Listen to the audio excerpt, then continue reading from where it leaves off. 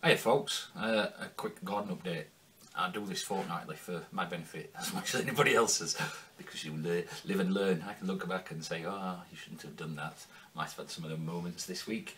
But I've just done a quick update, but I would like to thank everybody who comes and looks and comments and shares and likes and all them wonderful things, as well as all you guys who are posting videos which I'm learning from and getting ideas from, and you know, that's super. I love YouTube for that, and the seed sharing. Thanks Dale again, and all the other guys have sent me seeds, Self-Sufficient Life, and man, there's so many people that will share stuff from me, and I love that. But a little bit to the look of the garden.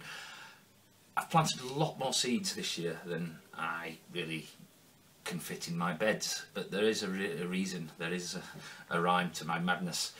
What I'm trying to do, I'm lucky to have quite a large garden, and what I'm trying to do is sort of get stuff that, not just perennials, but stuff that will reseed itself.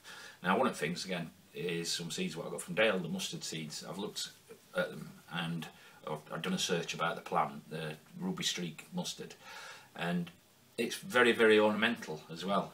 Now if the slugs don't like it, the pestilence, if the slugs don't like it, then I'll plant that into a round garden, and it means it can be harvested as and when I'm wandering.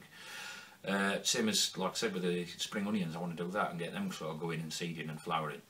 So there's a lot of things that you can do with edible food, edible plants, as well as the flowers, which you can intermix in around. Unexpected results with polytunnel and the savoys, which I've planted out. I'll let you have a look at that. If at first you don't succeed, just plant some more. But yeah, I was thinking about changing the name of my channel. Well, not changing it, I'm going to put some of them hyphenated things on end, like, you know, Southpaw Davy, gardening, guitars, grow room and other crazy stuff. I don't know yet. I'd like to also thank the subscribers. I've got over 200 subscribers now, which I've been doing gardening side for this for about a year now. We're just over, I think, yeah, just over a year. I started posting on garden, and I say it's been a huge learning curve. Some stuff I knew, some stuff I didn't know. Some things are really, really exciting, what you can actually do with space you've got, you know. And I would like to thank all them new subscribers. So if you're here having a look today, say hello.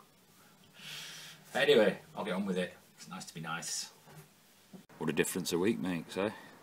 Last 2 weeks have been glorious, and now we're back down to 3 degrees, and it's just about lunchtime. These are onion sets that are planted. Now this was a full bed. There's some sycamore trees I've just pulled out, and lots of couch grass, but this were a complete bed of onion sets, and they've come out really hit and miss. Now this is the reason I'm not going to do them anymore. I'm just going to go for seeds. The ones I've got inside looking good, but I don't know whether birds pull them out. It's a rogue beet, but I don't know whether birds pull them out or what. But I've got two.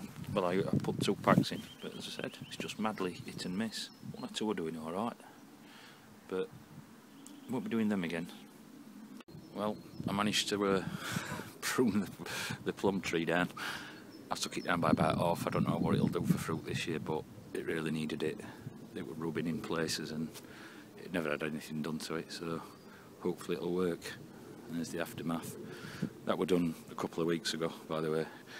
But what I thought I would do is use the sticks for pea sticks. Now, half of that's planted out with peas. Me and kids did it the other day. They're not showing yet. I did do a couple of in grow room just to make sure that they were viable still. Crazy thing about this plum pea forest is that these buds are still green and swelling. Now, although I'd cut branches off and put these in, well, yeah, at least 2 weeks they've been just laid on garden. they might break into flower. You never know, but I doubt it. Another quick look at that rootstock, as you can see. It's coming on nicely now. Still no movement on maples. These are some celeriac and parsley and some of the ruby streak mustard. I've put these out today. Now this keeps a hell of a lot warmer in this area. Obviously I can pull that front down a bit. These have been out here now for nearly 2 weeks, and they're doing really well. I transplanted some, the ones that I put in garden I'll show you in a sec, but they're the ones that are from module basically. And I planted some into the wicking beds as well, or wicking basket. You look and you see difference.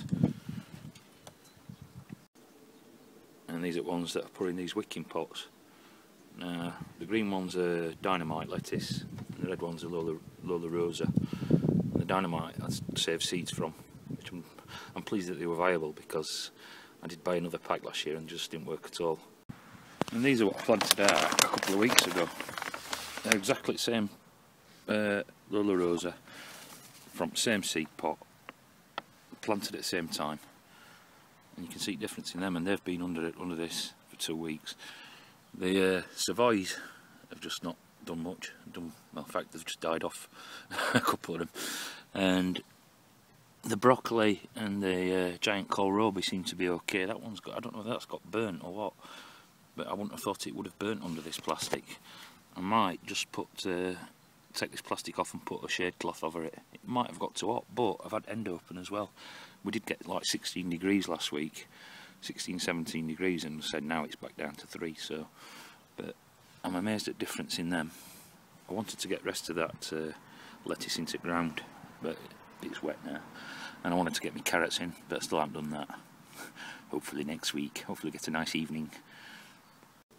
Also in front of here are some some radishes. These are the multicoloured variety. I thought I'd just stick them in here.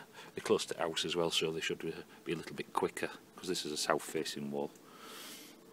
The artichoke's coming back, but we had rather hot weather last week, and I didn't cover these up. The sorrel, look, we've got a bit sunburnt, or quite sunburnt, but all new leaves in the middle come back good. And it's they're all sprouting fresh leaves in the middle, so I'm not really worried about that.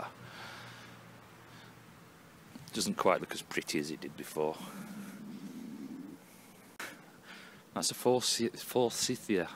I can't say it, but look at that one. I've got a couple around the garden. This is great. This is dead easy to propagate, by the way. Just get a stick and stick it in ground, and 99% chance it'll come. But look how advanced that one is.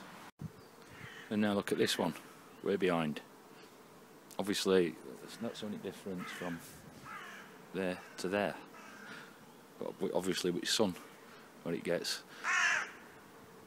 But I'm looking at things like what I can plant around the garden, and obviously stuff that'll bolt easy then. I'm going to stick some in around places where it's less sunny.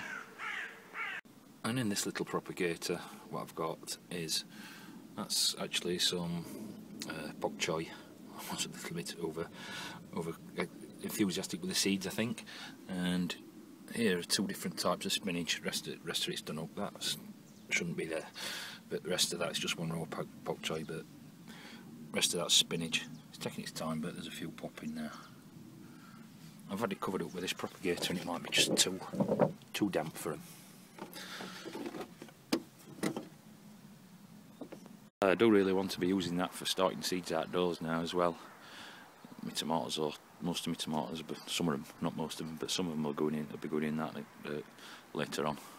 That shelf's just a temporary thing that I can pull out any time for overwintering plants.